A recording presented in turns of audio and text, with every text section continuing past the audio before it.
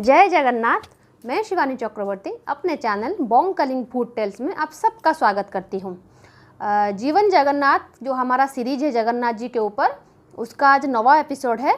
और आज का जो हमारा टॉपिक है वो जगन्नाथ जी का किचन है, जिसको महालक्ष्मी जी का किचन भी कहते हैं। और आज की जो हमारी रेसिपी है वो है मोठो पुली, जो पुरी मंदिर में बहुत फेमस है, पुरी में बहुत फेमस है। बाहर तो कहीं पर बनता नहीं है, और जो यात्री जाते हैं पुरी मंदिर वो बहुत चाव से इस प्रसाद को खाते हैं। और तो चलिए पहले मोठो पुली बना लेते हैं, बाद में आकर बात करेंगे महालक्ष्मी जी के किचन के बारे में। जय जगन्नाथ।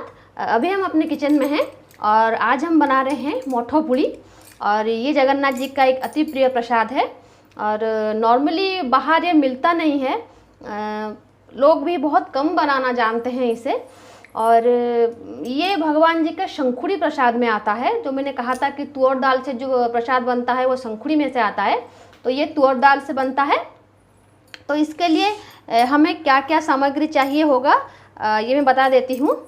ये मैंने 1 कप तुअर दाल लिया है, इसको मैंने 8 घंटे भिगो के रखा और उसके बाद मैंने उसका एक फाइन पेस्ट बना लिया है।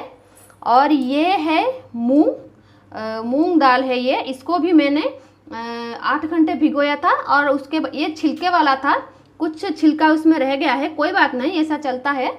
तो उसके साथ मैंने लिया है ये घी और ये काली मिर्च, कुटी हुई काली मिर्च, ये कसा हुआ अदरक, ये नारियल का टुकड़ा और ये नमक। बस इतना ही जाता है इसमें। और हाँ, ये हींग मैंने पानी में थोड़ा भिगो दिया है, हींग इतना ही जाता है। ये एक नमकीन प्रसाद है, इसमें कोई मीठा नहीं जाएगा। तो सबसे पहले हमें क्या करना है, ये जो मैंने कहा कि मैंने इसको 8 घंटे भिगो के उसके बाद उसका फाइन पेस्ट बना लिया। इसको ज़्यादा मतलब इसी कंसिस्टेंसी में होगा जो मैं दिखा रही हूँ, इसी कंसिस्टेंसी में आपको रखना है। ज़्यादा उसको पतला नहीं करना है या फिर बहुत ज़्यादा गाढ़ा नहीं करना है। तो अब हम इसको थोड़ा ऐसे, मैंने पहले से ही उसको अच्छी तरीके से मिला के रखा है और सिर्फ मैं दिखाने के लिए आपको बता रही हूँ। थोड़ा अच्छे से उसको फेंट लेंगे, क्योंकि तुअर दाल को आप जितना फेंटेंगे वो उतना हल्का हो जाएगा। तो इसके बाद हमें क्या करना है, ये जो मूंग दाल मैंने लिया था, ये एक बड़ा चम्मच मूंग दाल है। और ये क्योंकि ये भिगोया गया था तो ये फूल गया है। और इसको भी हम इसमें डाल देते हैं।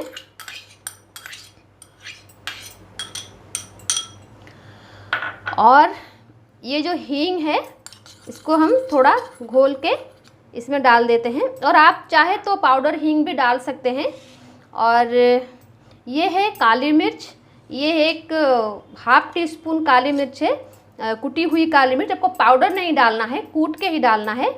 और ये है अदरक, ये 1 इंच से थोड़ा बड़ा अदरक है।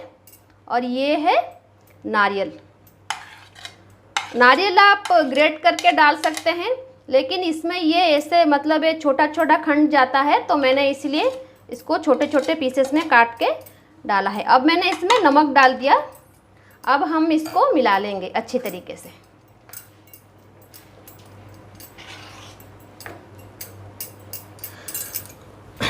अब मैंने इसको अच्छी तरीके से मिला लिया है। मैंने थोड़ा ज़्यादा नारियल डाला है, क्योंकि मैं ज़्यादा नारियल डालती हूँ।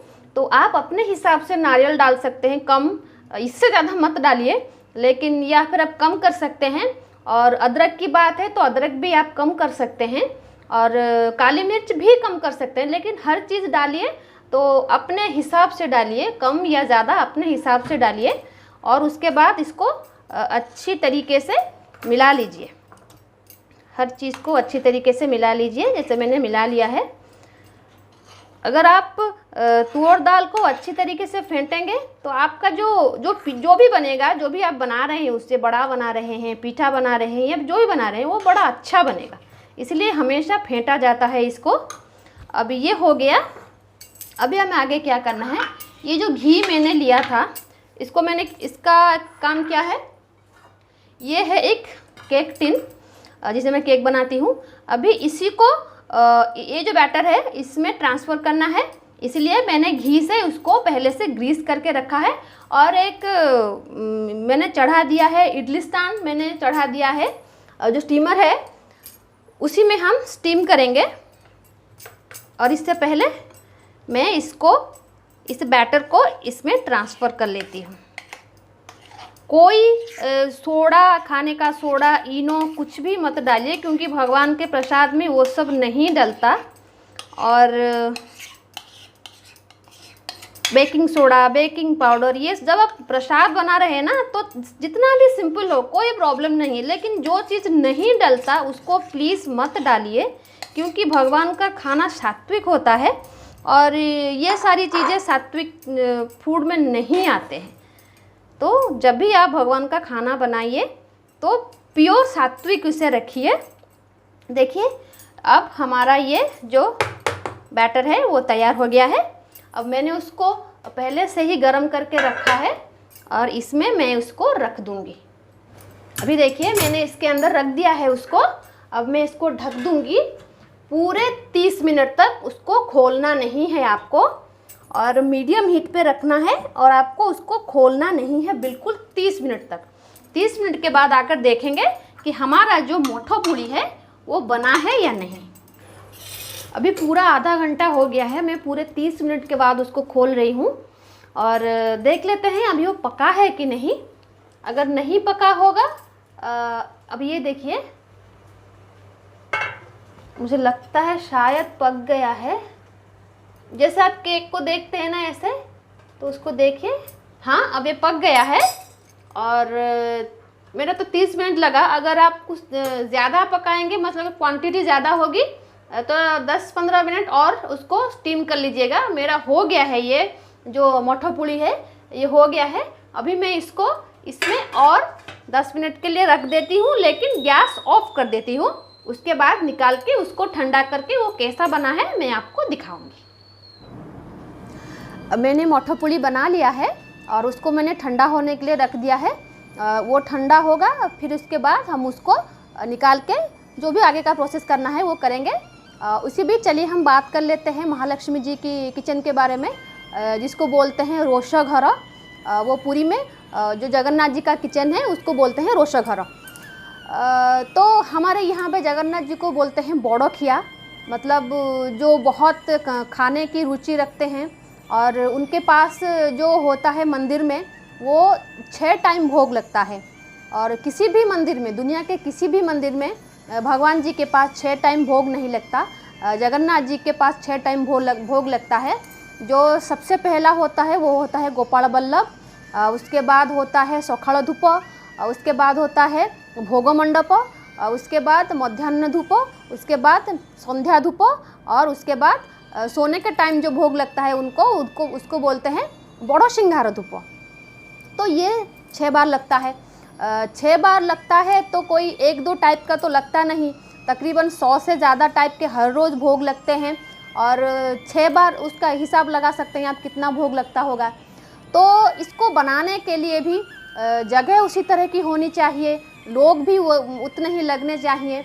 और जैसे आपको सबको पता है कि जगन्नाथ जी का मंदिर का जो प्रसाद बनाने का तरीका है वो सारे मंदिरों से भिन्न है, और इसीलिए उनका जो रोशा घर है वो भी स्पेशल है।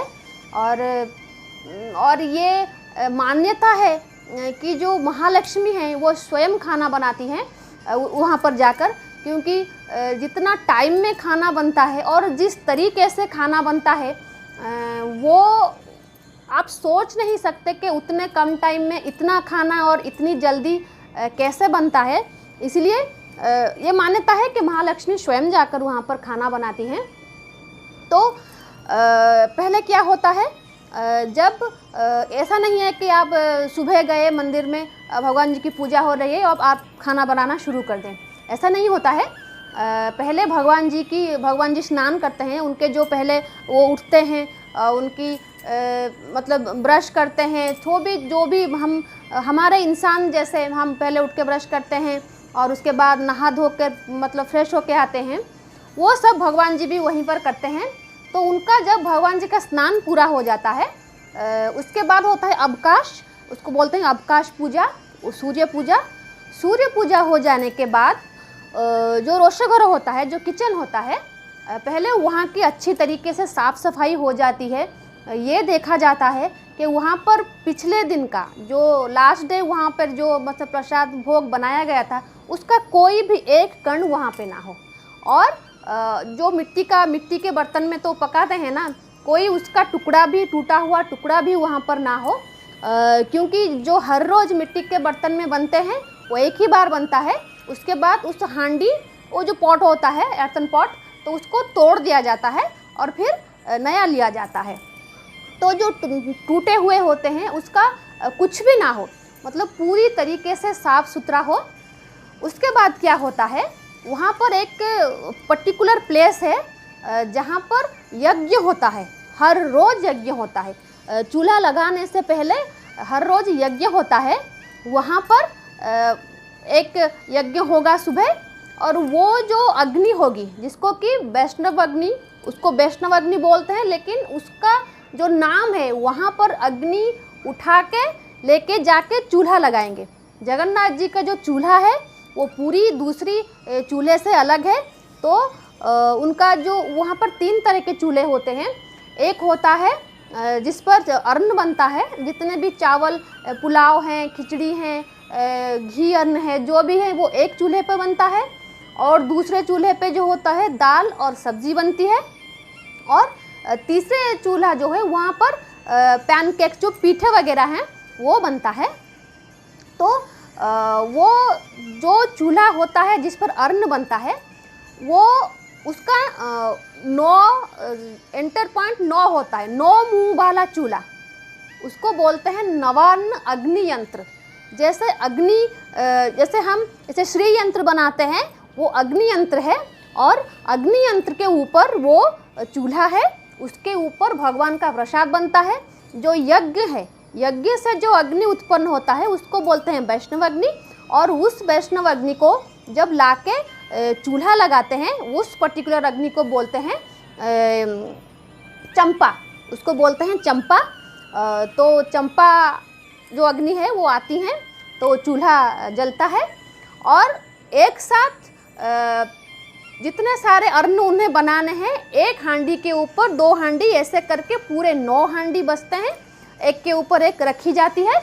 और उसका सिस्टम ऐसा है कि आप जो भी लकड़ी डालेंगे उसमें, वो जो 9 मुंह वाला चूल्हा होता है, जितने भी आप हांडी रखेंगे सारे हांडी के ऊपर इक्वल ताप लगेगा और एक साथ ही पूरे परफेक्टली वो पक जाएंगे। ये किसी आश्चर्य से कम नहीं है।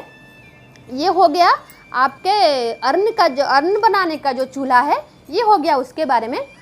लेकिन जो दाल का चूल्हा है उसको बोलते हैं ओहिया। ओहिया बोलते हैं क्योंकि वो एक अग्नि कुंड होता है। उसमें क्या होता है, लकड़ी नहीं डाली जाती, सिर्फ जो अंगार होते हैं, लकड़ी से जले हुए जो अंगार होते हैं वो डाली जाती है।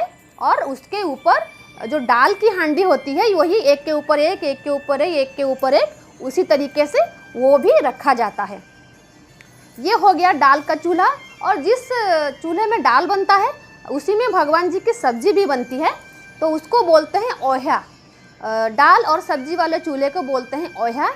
और जो पीठे बनाने की जो चूल्हा होता है, ये दूसरे तरीके का होता है। वहाँ पर सिर्फ जितने सारे भगवान के स्वीट डिशेस होते हैं या फिर पीठे वगैरह होते हैं वो वहाँ पर बनते हैं। और ये मान्यता है कि वहाँ पर 752 चूल्हे हैं और हर रोज़ 752 चूल्हे लगते हैं।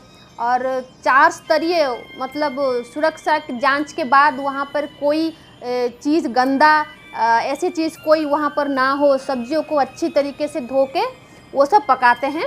जैसा मैंने कहा कि जगन्नाथ जी के प्रसाद को जो है वो कोई लैडर या स्पैचुला यूज नहीं होता। कुछ प्रसादों में जैसे अन्न हो गया, दाल हो गया, सब्जी हो गया, इस पर आपका जो स्पैचुला है या फिर लैडर है वो यूज़ नहीं होता। जो भी उसमें मसाले पड़ते हैं उसको सिलबट्टे पे पीसा जाता है और एक साथ उसको मिक्स करके हाथ से ऐसे उछाल के उस मिट्टी के पॉट में उसको मिक्स किया जाता है और उसको चूल्हे के ऊपर चढ़ा दिया जाता है। और उसके बाद सिर्फ उसमें घी डाल के वहाँ जगन्नाथ जी के पास उसको ले लिया जाता है। ये हो गया। और जो पीठा बनाने की चूल्ही है, अभी आपको पीठा बनाना है तो आपको उसको उल्टाना पड़ेगा, या फिर कुछ मीठा बनाना पड़ेगा, इसके लिए तो आपको लैडर या स्पैचुला की ज़रूरत होगी। इसलिए मैंने कहा कि कुछ रेसिपी जैसी हैं जो लैडर या स्पैचुला उसमें यूज़ नहीं होती। तो ये हो गया चूल्हे की बात और पकाने के तरीके की बात। अब आते हैं सेवायत के ऊपर। कल जब मैंने सेवायत के ऊपर बात की थी तो मैंने कहा था कि एक सेवायत होते हैं सुआर बड़ू।